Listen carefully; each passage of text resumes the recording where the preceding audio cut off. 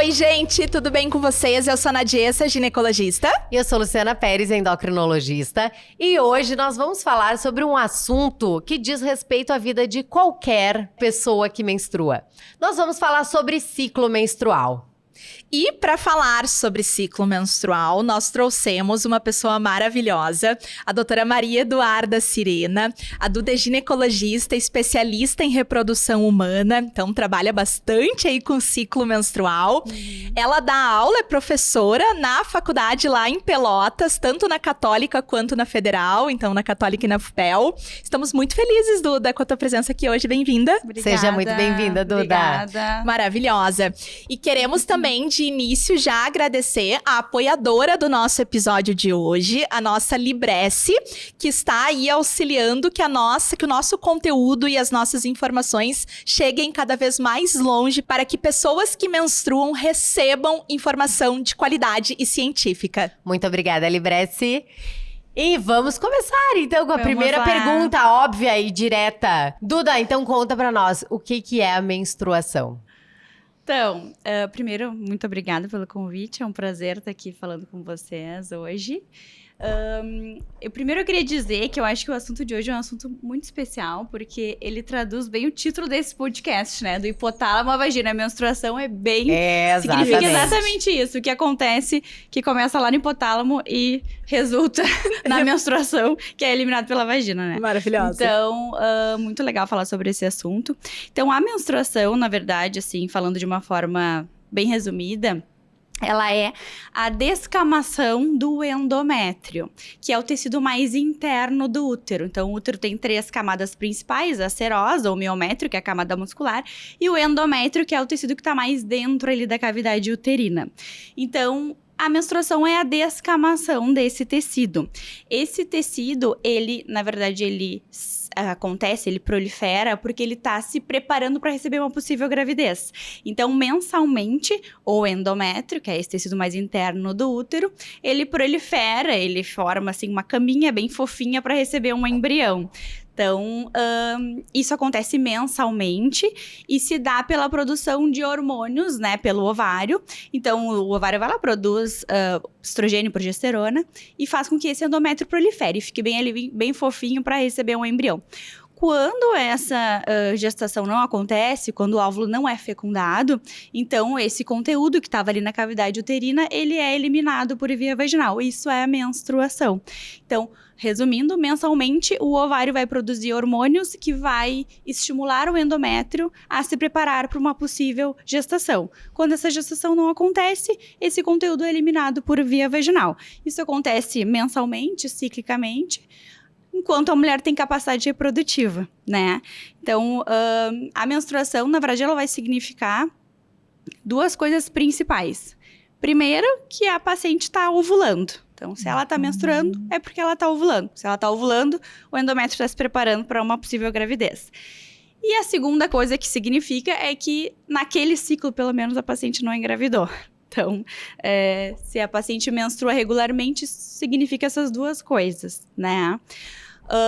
Vale lembrar que essa menstruação originada de um ciclo ovariano normal é diferente da menstruação que a gente tem quando está usando um método hormonal, quando a gente está usando uma pílula anticoncepcional, por exemplo. Eu ia complementar, eu ia complementar com essa frase. Isso aí, vai lá. Porque às vezes a paciente chega no consultório e refere que está tendo um ciclo menstrual bem regular, ela menstrua todo mês bem certinho, mas ela está usando pílula anticoncepcional. Então, na verdade, ela não está ciclando, esse ciclo menstrual não está acontecendo. Não é uma menstruação. Não é uma menstruação. Sangramento de privação, né? Isso é importante Exato, a gente sempre explicar, né? Eu concordo contigo, acho que é bem comum elas acharem assim, não, meu ciclo tá tudo certinho. Quando, na verdade, só está tudo certinho porque ela faz uma pausa hormonal. Exato. Exatamente. Ela usa ali o hormônio por 21 ou 24 dias e ela faz a pausa ali de 4 ou de 7 dias. E aí, por isso que ela sangra, porque é um sangramento de privação de hormônios. Não é porque ela ovulou e o endométrio se preparou para receber aquela gestação. Na verdade, ele nem se preparou. Então, isso até já linkando, é importante também lembrar as pacientes que fazem uso de anticoncepcional contínuo, às vezes elas pensam que estão segurando o sangue ali dentro, né? Isso, Eu mitos populares. Mitos populares. Então, eu não tô menstruando, então tô segurando ali todo aquele sangue dentro do útero.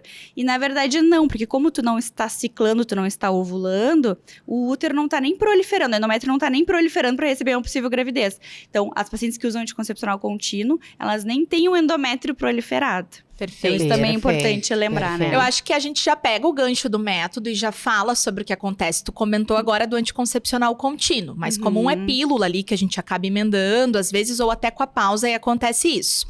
Outras possibilidades, DIUs hormonais, a gente comentou no episódio de DIU.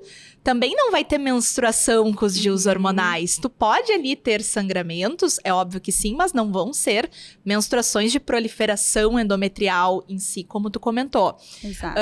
Os outros métodos hormonais, tudo que for hormônio vai ter esse impacto que a gente conversou e não vai ser ciclo menstrual. Quais os métodos que a paciente vai seguir menstruando? DIU de cobre, métodos cirúrgicos, então ligadura e vasectomia, diafragma e preservativo. Né? Exato. E métodos Isso. comportamentais, tabelinha, por exemplo. Perfeito. E outra coisa que eu acho importante também a gente já falar, que tu falou assim, toda vez que não tiver uma gestação, a paciente vai sangrar. Bom, às vezes acontece de ter uma gestação e a paciente ainda sangrar no início ali, nos primeiros, de 1 ao 3º ciclo, né? Então, isso também, mas aí geralmente tem uma característica um pouco diferente, Nádia, tu quer comentar? Sim, não vai ser um ciclo como era anteriormente. Na imensa maioria das vezes, vão ser aqueles sangramentos iniciais de primeiro trimestre de gestação, que podem acontecer por outros motivos, mas não são os sangramentos clássicos de um ciclo menstrual. Então, não vai ser o mesmo volume, não vai ter o mesmo padrão de Isso. ciclo. Às vezes é um sangramento de inidação, às vezes é algum outro sangramentozinho da gravidez. A anidação, gurias, é a implantação do embrião no útero. Isso. Então, algum hematominha que pode ficar ali de gestações iniciais, mas não é um sangramento de eu estou grávida e seguir menstruando. Exato, Isso não isso existe. que eu queria desmistificar, né? Isso, É perfeito. um sangramento diferente, um padrão diferente e normalmente mais parecido com aquele sangramento de escape, né, gurias, do que um sangramento menstrual. Isso. Exato. E já definindo escape, que é outra coisa que eu escuto muito para as pessoas saberem, qual é a definição do famoso spotting, escape? É aquele sangramento tão pequenininho que tu não tem nem necessidade de usar protetor diário ou nenhum meio ali de higiene menstrual na tua roupa íntima. Então é um sangramento minúsculo que não tem necessidade de uso de protetor. Que vai vir mais no papel higiênico quando tu limpou ali a Isso, vagina, a vulva. depois de urinar, enfim, né? Bom, e entrando no que é um ciclo menstrual normal, falando ali em frequência do ciclo, a gente sabe que tem várias definições, utilizando a última definição da FIGO, aí eles falam entre 24 e 38 dias, né? É mais ou menos a cada quanto tempo a mulher tem que sangrar, menstruar, se ela não estiver usando nenhum método hormonal. Duda, frequência, isso. E volume. O que é um volume normal? Porque as pacientes perguntam, doutora, será que eu tô sangrando muito? E é difícil quantificar, né? Medir o volume menstrual. É difícil quantificar. Até alguns anos atrás, se citava que o volume normal é de 20 a 80 ml. Mas como é que a paciente vai saber o que é 20 a Exato. 80 ml, né? Até se usa coletor menstrual, até dá para estimar um pouco, porque o coletor menstrual tem ali X ml e ela consegue fazer esse cálculo. Mas pacientes que usam absorvente, por exemplo, é difícil a gente estimar, né? Então, na verdade, a gente vai medir o volume muito mais pelo que a mulher acha que tá o normal para ela ou que ela acha que não tá normal. Então, sempre, todas as vezes, eu usei lá um pacote de absorvente na minha menstruação, durante a minha menstruação. Agora eu tô usando mais, eu tô usando 2. Então, é mais nesse sentido do que a mulher tá achando, que a paciente acha que é o normal, que não é normal, que tá estranho ou não, do que um volume, do que se prender a um volume. Tem que ver 20, 80 ml. Não tem muito como estimar. Ou se ela tem algum sintoma associado, agora eu tô sangrando e tenho muita dor, tenho muita cólica, tô me sentindo tonta. Então, muito mais nesse sentido do que ficar muito atenta ao quantos ml de sangramento se teve, o impacto né? na qualidade de vida, né, Duda? E às vezes a gente escuta no consultório, assim, por exemplo, aquela paciente que tá trabalhando e aí encharca toda a sua cadeira ali com sangramento e sim. atrapalha a qualidade de vida. Ou, ai, Nádia, eu tenho que usar 2, 3 absorventes, mais uma calcinha menstrual extra, mais um forro. Então, assim, são sinais de alerta que a gente tem que pensar que isso tá impactando. E uma coisa que é importante entender também é, às vezes a paciente, o absorvente, ele encheu um pouquinho de sangue, ela já troca. Ah, eu uso 2 pacotes em 5 dias.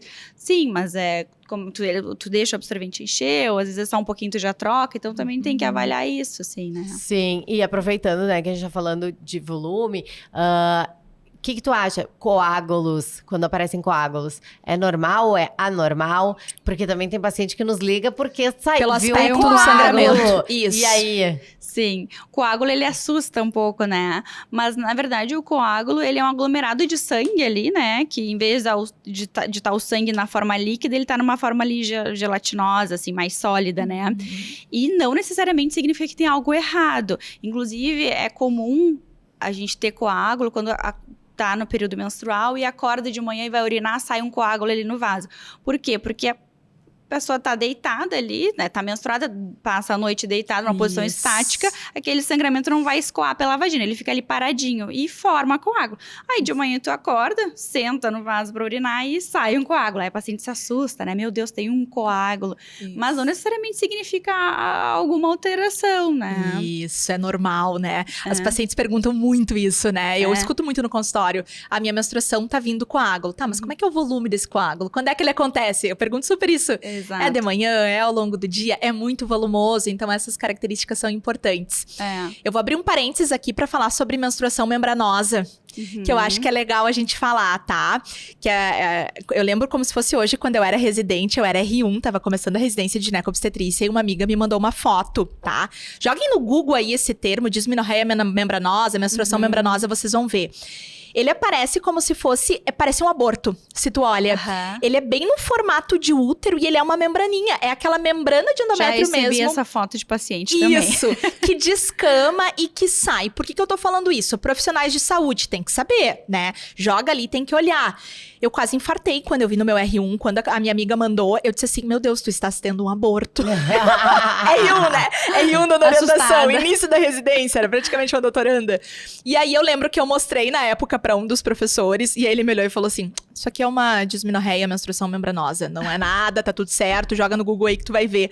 Aí eu fui olhar e realmente, depois disso eu recebi várias fotos. Gineco recebe muita foto, né? De tudo que vocês podem imaginar. E fotos de sangramento, coágulo, membrana, a gente recebe direto. Então, profissionais da saúde saibam reconhecer, tá? Fecha parênteses. Bom, sobre regularidade, então, a gente falou ali sobre frequência, que é a cada 28, 38 dias, mas a gente também tem que saber o que é regularidade de ciclo menstrual. Quando é que eu digo que um ciclo é regular ou irregular?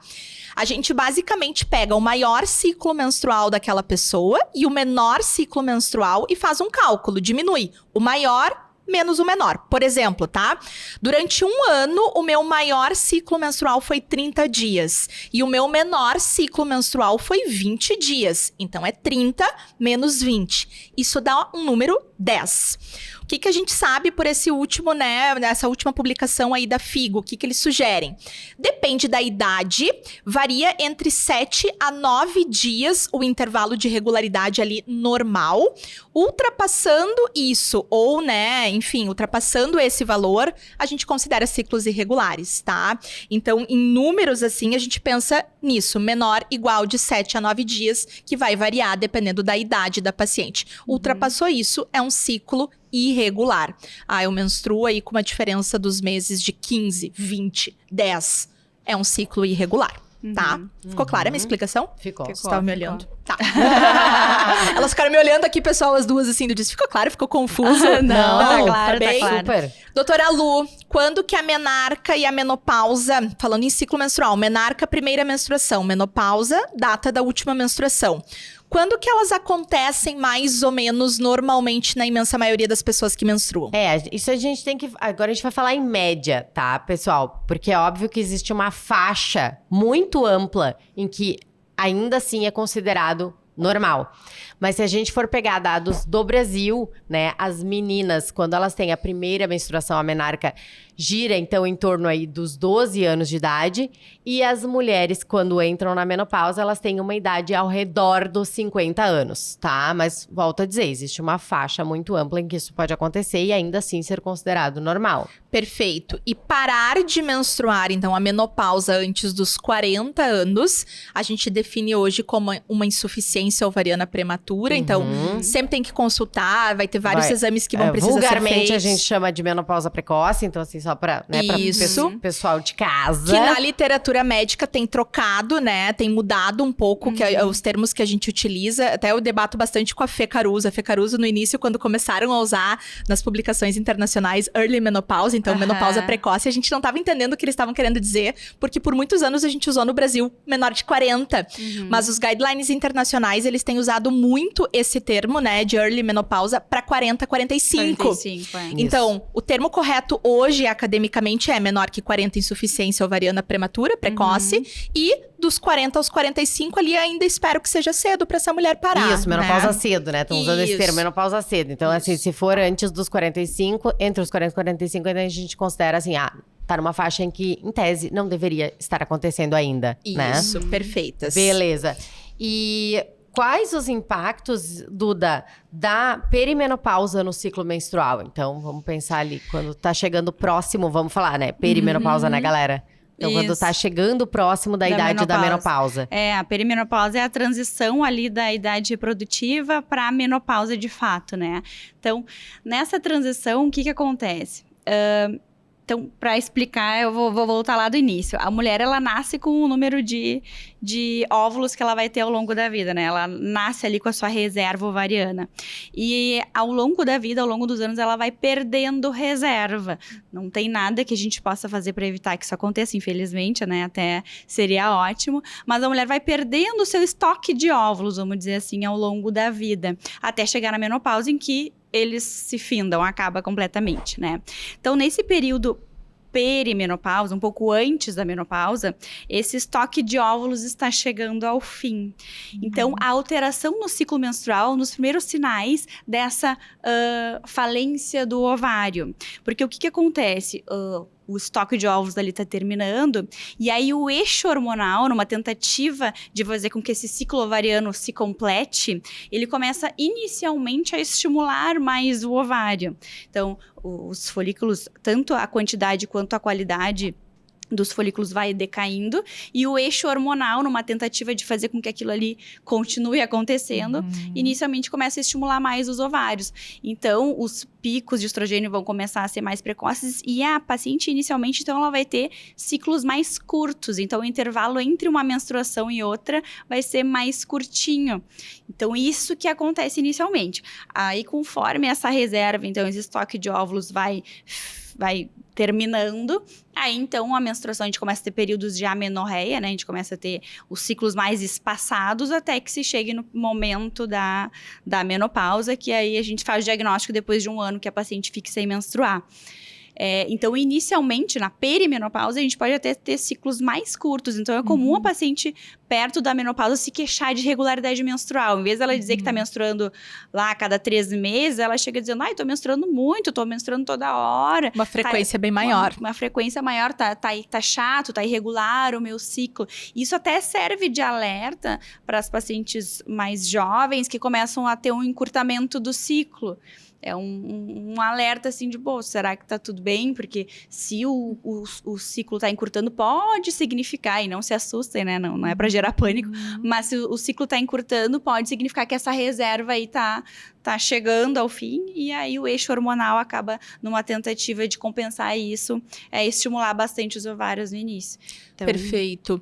Então, assim, pensando em impacto em ciclo menstrual, tu comentou agora. A perimenopausa pode trazer alterações de ciclo. Quais são as outras condições clínicas? E aí a gente pode falar até de doenças, ou enfim, tudo que possa impactar no ciclo menstrual da mulher. O que mais pode impactar a nível de condição clínica? Muita coisa pode impactar no ciclo menstrual, né? Qualquer doença sistêmica grave pode acabar impactando no ciclo menstrual. Mas existem 3 pilares, assim, principais que eu acho que a gente tem que pensar. O primeiro deles é qualquer coisa que interfira no eixo hipotálamo-vagina. Tudo que interfira nesse eixo pode acabar impactando, então, na alteração do ciclo hormonal. Então, pensando em doenças, né? Falando de patologias agora, o que pode interferir nesse eixo?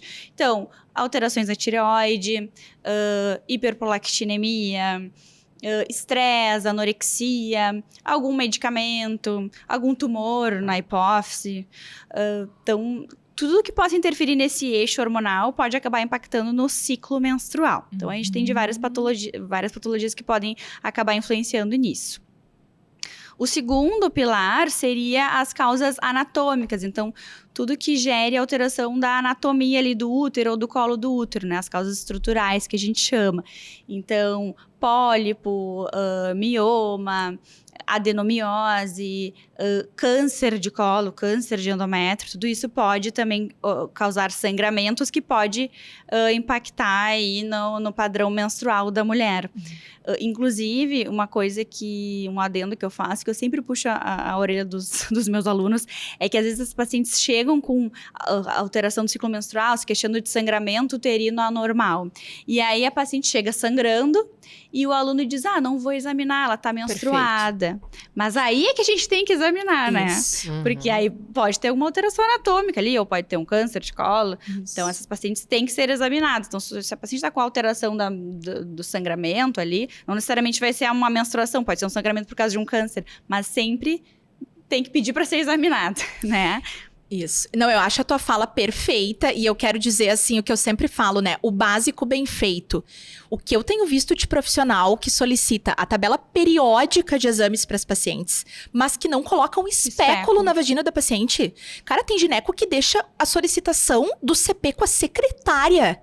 Um ginecologista que não coleta citopatológico da sua paciente. Desculpa, mas eu não consigo acreditar. Tipo assim, não tem como. Como é que eu não vou olhar o colo? Eu sou gineco, como é que eu não vou olhar o colo do útero da minha paciente? Eu acho inadmissível. Claro. E a gente já teve inúmeros casos de alteração que a gente viu no exame físico de sangramento uterino anormal, né? Da câncer de colo. A gente vê horrores. Claro. Então, assim, precisa examinar. Se a queixa é alteração de sangramento, a paciente precisa ser examinada. Precisa ser examinada, tem que olhar esse colo. Eu tenho um caso de uma paciente minha que eu examinei em junho e ela tinha um sangramento anormal, exame físico normal, tá? Eu pedi um ultrassom e tinha um mioma submucoso, tá? Que é aquele mioma que vai pra dentro do útero. Aí a gente programou retirada, enfim, fiz o encaminhamento, porque eu não faço esse procedimento cirúrgico pra encaminhar, até porque ela tava com sintoma relacionado ao mioma, tá? Ela foi viajar, se enrolou, deu, né, todo aquele perrengue de vida, foi viajar e teve um episódio de sangramento agudo dentro do avião, gurias. E foi um horror, porque ela precisou sair com toalha, aeromoça, aquele rolo inteiro de um sangramento volumoso. Isso 6 meses depois, tá? E aí elas voltaram pra Porto Alegre, a mãe me ligou, cancelaram a viagem, tudo retornaram. A mãe me ligou, falou, não, ela tá sangrando, né? Tu consegue examinar ela? Eu falei, vai pro consultório agora, deixa eu examinar. Encaixei ela em consulta, fui olhar, o mioma tinha saído, se exteriorizado pelo colo do útero, no mioma parido, tava todo na vagina assim. Imagina se eu tivesse pensado, não, mas eu examinei ela 6 meses, estava tudo certo, fui eu que examinei, o exame físico estava descrito no meu prontuário, eu não preciso examinar de novo. Então, assim, a gente precisa, às vezes, revisar, né, o que a gente fez, porque a clínica pode ter mudado. Claro. Então, ela não tava com mioma em junho, mas em dezembro ela teve uma baita de uma hemorragia, o mioma pra fora do colo do útero. Ou então, poderia pensar, ela tá sangrando hoje, não vai, a desculpa é perfeita, né? Ela tá menstruando, eu não vou examinar porque ela tá sangrando, vai ser desconfortável pra ela. Isso. Não tem que ter medo, o gineco não tem medo de sangramento. Sangue, né? Perfeito, se examina igual, muito bom. E só voltando então, na pergunta, então, o primeiro pilar de doenças que podem alterar no ciclo menstrual são as que alteram o eixo, né? O eixo hormonal, as doenças estruturais e também sempre tem que pensar em coagulopatias, né? Isso. Então, um paciente que está sangrando de um jeito incomum, a gente tem que pensar nas patologias aí que alteram a coagulação. Normalmente, a paciente vai ter um histórico familiar ou vai ter outros sintomas associados, né? Mas é algo que sempre tem que ser lembrado, né? A gente não pode esquecer. A gente conversou no episódio de adolescência com o João Pedro sobre o episódio de primeira menstruação nas meninas que cursam com alto fluxo, porque às vezes é um primeiro momento que ela tem de sangramento para identificar, né, essas alterações. E a gente comentou lá sobre os sinais de alerta, por exemplo, para a doença de von Willebrand. Então, vocês assistam aí o episódio de adolescência para fazer a complementação dessas informações. Exato. Sim. Tu citou o estresse. E isso a gente tem visto muito, né, Lu, nos nossos consultórios. Estresse como impacto no ciclo menstrual. Tu quer acrescentar alguma coisa? Estresse até é importante a gente falar, né? Que não é só estresse do assim, tô arrancando os cabelos da cabeça, né? É estresse de qualquer coisa que cause um estresse pro meu corpo. Então, por exemplo, anorexia, até excesso de atividade física. Perfeito. Que é uma coisa que eu vou te dizer, vejo bem comum, mulheres atletas bem magras, e isso gera um estresse pro corpo, e aí pode estar causando uma das causas, então, de parada de menstruação, que é a amenorreia hipotalâmica funcional. Gente, vamos explicar um pouquinho o que é a amenorreia hipotalâmica funcional. A gente faz esse diagnóstico depois da gente excluir outras patologias, outras causas, então, da parada da menstruação, tá? E ela acontece porque lá o hipotálamo, né, vai parar de funcionar adequadamente, então ele não vai liberar adequadamente o GnRH, que é o hormônio liberador das gonadotrofinas. Então, as gonadotrofinas, que é o LH e FSH, não vão ser secretadas de forma adequada. E isso vai gerar o quê? Uma baixa produção do estrogênio, e vai causar anovulação e parada de menstruação, tá? Então, mas eu só acho que é importante isso, porque às vezes as pessoas só acham que é o estresse, o estresse Estou psíquico, estressada, isso. tá? Mas qualquer tipo de estresse pode gerar corpo. essa alteração. E esse teu adendo do peso, eu acho fundamental, porque eu tenho visto aumentar no consultório. Tenho visto cada vez mais pacientes com excesso de atividade física. Atividade física é incrível, foi o nosso último episódio, vocês já assistiram, somos fãs. Mas assim, para uma mulher que não utiliza método hormonal, por exemplo, que vai ter impacto ali em ciclo menstrual, o ciclo menstrual pode ser um sinal de alerta que tu tá abusando do exercício físico. Exato. Então, tem que prestar atenção nisso também. E a gente teve uma paciente em comum que estava tentando gestar e não estava conseguindo, tá? A Duda estava em amenorreia, mais de 90 dias aí sem sangrar. E ela consultou com a Lu primeiro, a Lu me encaminhou depois num segundo momento. E ela chegou pra mim e disse assim, a Luciana fez toda a avaliação, me pediu todos os exames, estão aqui. E a gente conversou muito sobre eu ganhar um pouquinho de peso.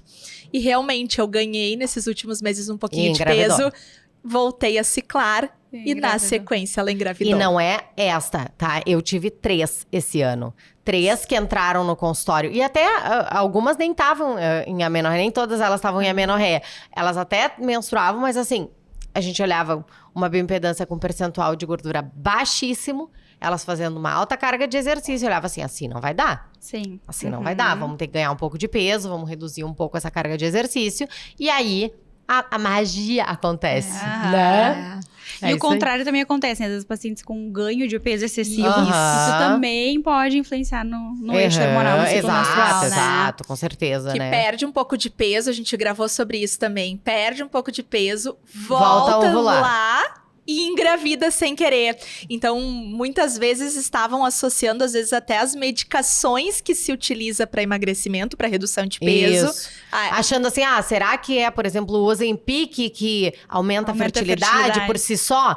Olha, provavelmente não. Provavelmente o que aumenta a fertilidade é a perda de peso que o Ozempic propicia. Né? Exato. Então, isso aí também... Mas nem vamos entrar nesse mérito, porque assim, gente, se eu for falar sobre obesidade e gestação, eu vou ter que parar aqui tudo, porque tem muitos pontos importantes, né? Mas vamos prosseguir agora. Vamos falar de TPM e TPM, todos vocês conhecem, né? O SPM, Síndrome Pré-Menstrual. E tem ainda a TDPM, né, que seria o transtorno disfórico pré-menstrual, que aí seria um transtorno mais grave. A gente fez um episódio inteiro do podcast somente sobre TPM, TDPM, tá? Então, voltem lá, assistam se vocês quiserem. Tá tribom esse episódio. Mas eu gostaria que a Nath comentasse, assim, como que o ciclo menstrual influencia no humor e na energia, tá? Então, que tu abordasse um pouquinho aí sobre as fases do ciclo e como isso Perfeito. pode afetar aí. A gente falou, mas eu vou repetir para vocês retomarem a informação, tá? Então, assim, pensando num ciclo menstrual, vou dar um exemplo ali de 28 dias. A gente sabe que na primeira metade do ciclo é aquele momento que a mulher, por todas as alterações hormonais que tem ali, fica muito disposta, muito criativa, com a pele muito bonita, sem dor, assim, ó. É a fase folicular, Que né? todo mundo gostaria de viver eternamente nela, né, Eu Nadia? brinquei no outro episódio que eu, Nadiessa, viveria eternamente na primeira fase, na fase folicular do ciclo menstrual. Porque, ô fase boa, né? Eu tinha a sensação que eu ia dominar o mundo. E aí, a gente ovula, mais ou menos ali na metade do ciclo menstrual, pensando nesse exemplo que eu tô dando de 28 dias. E a natureza é perfeita, sábia. Luciana Pérez chegou aqui olhar pro lado. Eu ia completar a frase. E aí, a gente tem a liberação do nosso óvulo, a gente ovula e tem a possibilidade de gestar. E o que acontece, né, na segunda metade do ciclo menstrual, por toda essa alteração que acontece ali, se a gente não teve fecundação e a gente não engravidou, a gente vai ficar com uma produção hormonal diferente da primeira fase do ciclo menstrual. Muda tudo. Muda o hormônio, muda neurotransmissor. E aí vem os famosos sintomas da síndrome pré-menstrual, que são sintomas cíclicos, que vão anteceder o período menstrual e que vão cursar com sintomas, gurias. Me ajudem! Mais de 100 sintomas, esse é o problema, é muito heterogêneo, né? Irritabilidade, tristeza, fadiga, Inchaço da região abdominal, dor nas mamas. choro, né? Aumento de sensibilidade mamária junto com a dor, tá sensível só de tocar, cefaleia, dor de cabeça. Então, assim, mais de 100 sintomas relacionados a esse momento, tá? E a gente tem um diagnóstico um pouquinho mais grave, que é quando a gente fala de disforia, né, da síndrome, é porque esses sintomas, eles estão bem mais impactantes na qualidade de vida dessa paciente. Aí tem critérios que a gente utiliza para o diagnóstico, mas o que a gente quer falar... Se esses sintomas forem leves e não tiverem um impacto tão importante, a gente pode fazer medidas de hábito de vida e tá tudo certo. Sintomas mais incapacitantes que derrubam a paciente, né? Derrubam a pessoa que menstrua ali. O que eu quero dizer com derrubam? Tá atrapalhando a minha qualidade de vida. De 30 dias do mês 28, eu fico 10, Sim, 15... então não pode passar a metade do mês incapacitada. Impossível. Nesse sentido, procurem ajuda, porque existem opções de tratamento. Exatamente. Com medicações hormonais, Com hormônio. não hormonais. A gente Uhum. tem opções de tratamento que a gente esmiuçou um pouquinho mais no episódio sobre síndrome pré-menstrual. Tu quer acrescentar alguma coisa, Duda?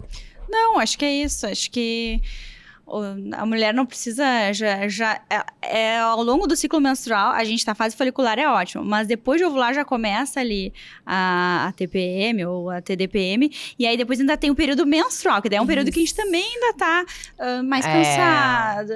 E dependendo do volume que ela menstrua, se é uma mulher que menstrua com maior volume ou que se tem mais cólica, né, também é mais uma fasezinha meio ruim. Mais uma fase. Então ali a gente só tem poucos dias ali de glória, então a gente não precisa, se é uma coisa que impacta muito na qualidade de vida, a gente não precisa passar por isso, né? Isso. Então existe hoje aí, a medicina tá aí pra ajudar nesse sentido, então... Perfeita, Beleza. perfeita, muito bom. E agora vamos falar de manejo da menstruação, tá? A gente tem aí algumas opções. A gente pode utilizar, né? Calcinha menstrual, coletor, absorvente. Contar um pouquinho pra nós sobre cada um desses métodos, o que tu acha, quais são as dúvidas mais frequentes das tuas pacientes quando elas vêm perguntar. Porque, obviamente, né, gente, a gente vem... a nossa geração aqui, minha, das gurias, é uma geração que só tinha absorvente. Só tinha absorvente Tá? A gente na só tinha adolescência. o absorvente externo, o absorvente interno. Hoje a gente tem mais opções, que eu fico até chocada aqui. Me pergunta, Luciana, tu usou alguma das novas? Não usei. Né? Tem muitas Então, opções. Conta aí, principalmente para a nossa geração, quais são as outras opções que a gente tem. Então, a gente tem várias opções atualmente, né? Então, tem absorvente interno, tem coletor menstrual, deixa eu pensar, tem mais coisa que eu tô esquecendo. Disco menstrual, calcinha menstrual. Absorvente biodegradável. Exatamente. Reutilizável. Exato. Então, Tem muita coisa. tem para todos os gostos, né? Então, não existe um melhor que outro, assim. Isso. Tem pacientes que não se sentem confortáveis em inserir nada intravaginal, ou não podem, enfim. E tem pacientes que não se sentem confortáveis de ver o sangue ali no absorvente, né? Então, varia muito também, depende, acho que um pouco do volume. A paciente que tem grande volume de menstruação, talvez seja mais fácil usar um coletor ou um absorvente interno, enfim, para não ficar trocando toda hora. Mas é algo, assim, muito pessoal, não tem nada, não tem um melhor que o outro, né? É o que a paciente se sente mais confortável. Eu acho bem importante, né, Duda? Porque a gente vê muita coisa. E a gente vê muita gente, assim, da indústria que trabalha com uma coisa ou outra. Por exemplo, a indústria de coletor, falando que o coletor é infinitamente, né, mais saudável. E a gente não pode afirmar isso. Vai depender muito de paciente para paciente. É óbvio que uma paciente mais alérgica, que tem reação alérgica, às vezes na vulva, com um sangramento que fica ali úmido, etc e tal, talvez seja mais interessante utilizar alguma coisa intravaginal. Mas tem pacientes que às vezes, né, tem alguma questão intravaginal que não podem ou não querem utilizar. Por exemplo, tá num tratamento de um vaginismo ali. Exato. Então, tá nesse momento, então, deixar a pessoa que menstrua livre para escolher qual é a sua preferência no manejo menstrual, eu acho que é uma coisa que tem que ficar clara, né? Cada pessoa que menstrua tem a possibilidade de escolher o que lhe agrada melhor. Eu já testei tudo, tá? E achei que tudo é interessante, depende muito da fase de vida. Por exemplo, coletor, eu não me adaptei no primeiro ciclo menstrual, né? A gente sabe que os estudos falam aí em 3 ciclos menstruais para a pessoa se adaptar ao uso do coletor. Então, é uma dica. Pessoas que vão testar, não deu certo no primeiro, testa o segundo, insiste no terceiro. Talvez melhore, né? O traquejo de colocar, retirar, desfazer o vácuo. Então, é interessante. Disco menstrual também. Já usei o reutilizável, que a gente, né, limpa, e já usei o descartável também. Com o descartável, eu não me adaptei muito bem. Fiquei com um pouquinho de cólica ali e testei mais de uma vez. Então, é muito individual. E eu tenho pacientes que amam o descartável. Sim. Só usam esse. Absorvente, a mesma coisa. Absorvente, né? Tem locais que a gente não vai ter a possibilidade de levar coletor, enfim. Mas tem internet hoje em dia, né, disso. O contexto importa, né? Claro. Tem pessoas, né, que não têm condição de comprar nada, que pegam absorvente, às vezes, pelo sistema, que agora a gente tem disponível, apesar de ser burocrático ainda, né? Mas, enfim, acho que é um ponto que eu queria lembrar. E tinha mais uma coisa que eu ia falar sobre higiene menstrual, deixa eu me lembrar. Ah, lembrei. Tava conversando com a minha mãe esses dias, tu falou que na nossa época a gente não tinha tanta opção. Fiquei chocada, ela me disse assim, ela me chama Mana, né? Mana, filha, tu não sabe, eu lembro como se fosse hoje da minha adolescência, de um paninho. Paninho, sabia disso. Elas tinham um É, balde paninho. cheio de pano que elas utilizavam. Paninho, tira, lava, bota de novo, Lava. tipo que nem as fraldas Que nem das fralda de crianças, pano, que era. né? Foi isso. Gente, que loucura, né? É, já pensou? Eu fiquei pensando, ela me disse assim, eu lembro da gente indo pra aula, daí eu olhava, daí a calça tava toda suja, daí tinha que voltar embora, daí faltava aula. Então assim, ó, imagina, credo. historicamente pras mulheres, Sim. menstruação Que é inferno. difícil, entendeu? É. Para algumas mulheres. É. Não tô falando mal do ciclo menstrual, tem pessoas que menstruam, que amam menstruar e tá tudo certo, né? E é uma coisa fisiológica e maravilhosa para a maioria das pessoas. Mas O que elas passavam, sim. e é importante. Constrangimento. E é importante ter possibilidade de manejo. Hoje se fala muito sobre pobreza menstrual. Vocês já devem ter ouvido falar esse Sim. termo. Que são, né, locais que a gente tem falta de acesso à higiene, à água. Vocês já pensaram ficar menstruada sem água? Eu não consigo imaginar. Possível. Guria, Não consigo na imaginar. pandemia, olha, nas enchentes que a gente passou aqui, sério, bizarro, né? É. Foi surreal isso. Foi um perrengue muito grande das pessoas sem água pra tomar banho e menstruadas em abrigos, então foi uma loucura, né? Então, assim, ter condição básica pra menstruar com dignidade é super importante. Água, banheiro, absorvente, coletor, calcinha menstrual, o que quer que seja, né? Último parênteses que eu falo muito. Uma outra coisa, uma novidade que as pessoas não sabem. Existem roupas de ginástica agora pra manejo menstrual. Vocês sabem disso? Ah, sim. Eu não sabia dessa. Roupas absorventes, tipo a calcinha absorvente. A gente Ali tem dentro. legging. Isso. Tipo, caso, né, tu tem um volume maior e tu Isso. venha a ter um escape ali do absorvente, ou enfim, do método que Ou tu às vezes estiver quando tá fazendo usando. atividade física, fica desconfortável usar absorvente, né? Isso, então funciona super legal. Tem várias marcas aí disponíveis, não somos patrocinadas por nenhuma. Se quiserem apoiar o podcast, nós estamos aqui, né? Mas enfim, tem várias opções, tá? Que podem ser utilizadas. Resumo Legal. da ópera, a pessoa escolhe o que ela quiser, tá? Depois no Exato. final a gente vai mostrar os produtos aqui. Duda, falamos de coletor. Tem muitas pessoas usuárias de DIU que querem saber se durante o período menstrual podem Pode utilizar usar coletor. O coletor não vai arrancar o DIU, o que tu orienta?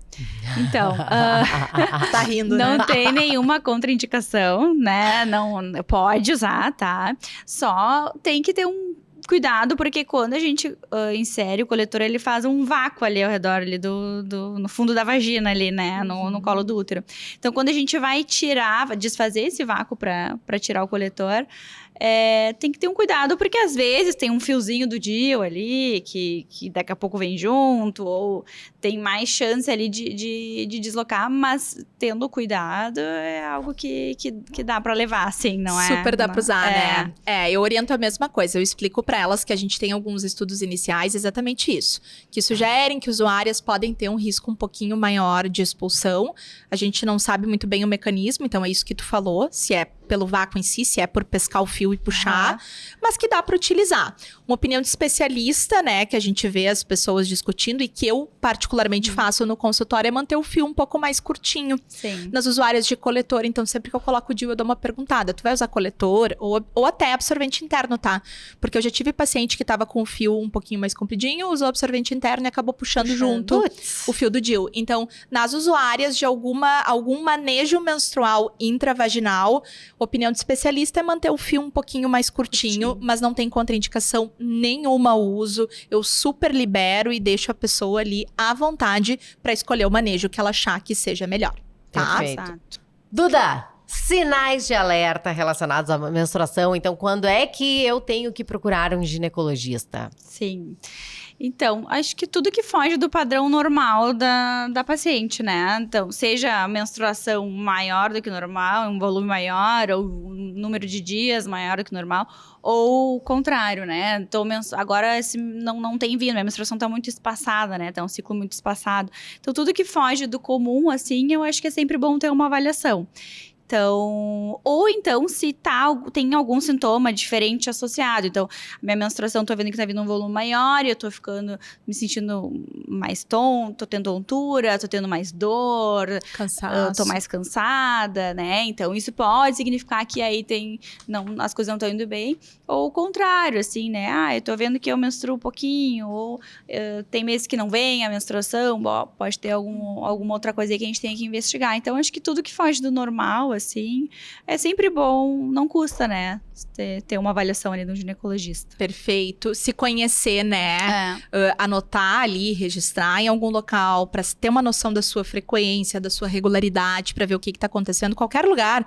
Quero anotar no bloco de notas do celular, num papel, na minha agenda física, num aplicativo, que hoje a gente tem tecnologia. Aonde a paciente conseguir registrar ali, pra gente ter uma ideia, acho que é interessante, tá? E a gente teve um episódio inteiro sobre endometriose com a doutora Raquel Dibi. Então, dizer para as pessoas também que cólica menstrual pode ser um sinal de alerta para diagnóstico de endometriose, é o sintoma mais comum, então ficar atenta, né, para cólica menstrual, principalmente uma cólica aí nota 7 na escala de dor de 0 a 10, sendo que 10 é uma dor insuportável e 0 não sinto nada, tem que prestar atenção, né? E consultar e investigar, fazer uma avaliação. Tudo que impacte aí na tua qualidade de vida, acho que é interessante avaliar. Tá. Exatamente. Perfeito. E medicação para não sangrar, Duda. A gente falou aí muito sobre menstruação. Se eu estou com uma relação ruim com a menstruação, seja pelo que a gente falou, um fluxo super excessivo que tá repercutindo na minha qualidade de vida, enfim, Fluxo irregular, sintomas, né? Investiguei, identificando uma causa, né? Ou achando ali que não tem nada que tu possa ter identificado. Dá pra usar alguma medicação pra não sangrar? Tá. Dá pra não sangrar? Essa é a pergunta, né? Não, Posso Dá pra não sangrar sangrar também. A gente tem aí alguns tipos de medicação que a gente pode usar, ou para não sangrar, ou para reduzir o volume, o padrão de sangramento. A gente tem os métodos hormonais, né? Contraceptivos hormonais. Qualquer método hormonal, a paciente vai se beneficiar. O que parece ter mais benefício, assim, em relação a regular o ciclo, seriam os métodos orais combinados, né? Então, a pílula combinada, a paciente pode utilizar, isso vai reduzir o padrão do sangramento, porque inibe ali a proliferação do endométrio, a paciente não vai estar ovulando.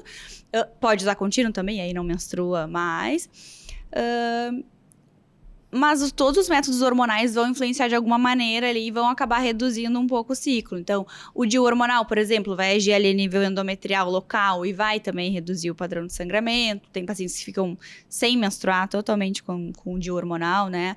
O anel vaginal. Os únicos métodos que não vão ter influência são os métodos contraceptivos não hormonais, mas o paciente sempre pode se beneficiar do uso de hormônios. As pacientes que têm contraindicação ou não querem usar nenhum tipo de hormônio, a gente tem aí algumas medicações que podem ajudar naqueles momentos, assim, de episódio mais agudo de sangramento. Não é algo que pode ser usado todo o tempo, né, de modo crônico, mas ela pode usar para manejar ali, hoje é um dia que eu tô sangrando mais, tá me incomodando, quero reduzir um pouco esse padrão de sangramento. Uma opção seriam os ou anti-inflamatórios, não esteroidais, ou antifibrinolíticos, né, então existem algumas medicações aí que a gente pode ajudar para o manejo ali do sangramento mais agudo, mais abundante momentaneamente, mas não é algo que pode ser usado, assim, todos os dias, cronicamente, e é algo que tanto a prescrição de hormônios quanto métodos não hormonais para ajudar no sangramento, tudo tem que ser visto com um ginecologista ou um médico de confiança,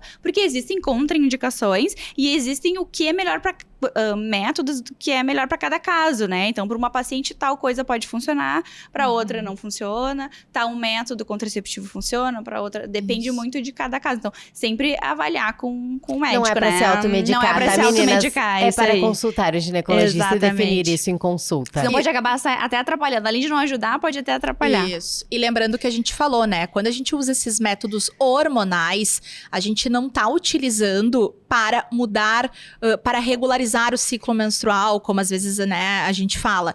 Mas a gente usa esse termo para dizer que a gente vai criar sangramentos programados. Então, assim, quem usa contracepção hormonal, a gente comentou, não tem ciclo menstrual. Então, a gente consegue reduzir o fluxo menstrual, como tu falou, e programar esses sangramentos de privação hormonal, que foi o que a gente comentou ali antes. Tá? Perfeito. E nós estamos chegando ao fim do nosso podcast, mas a gente não pode deixar de agradecer a Libresse. E eu quero mostrar 2 produtos que têm tudo a ver com o nosso episódio de hoje. Então, é a linha Pure Sensitive da Libresse. São absorventes ultra finos, tá? Que a gente tem tanto para fluxo moderado quanto para fluxo super intenso, com máxima proteção e segurança. Vamos dar uma olhadinha aqui, Nadi? A gente vai abrir pra mostrar. Ao vivo.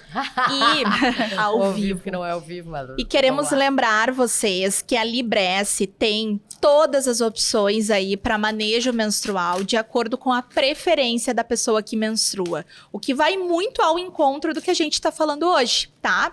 Então, olha só, fininho, tá? Super bem, com abas. Finíssimo. Esse aqui. Não, é finíssimo. E esse Super aqui fino. esse aqui é bem grande, ó. É tribom. Esse é o noturno, né, gurias? Ó. Não, e absorve super bem. Então, assim, pra vocês, tem cupom de desconto da Libresse, QR Code ali na tela. Cupom de desconto vai ficar aqui nos comentários. Então, obrigada, Libresse, por todas as suas opções de manejo de higiene menstrual para todos os gostos. E obrigada, Libresse, por apoiar o nosso projeto e levar educação para todas as mulheres do Brasil.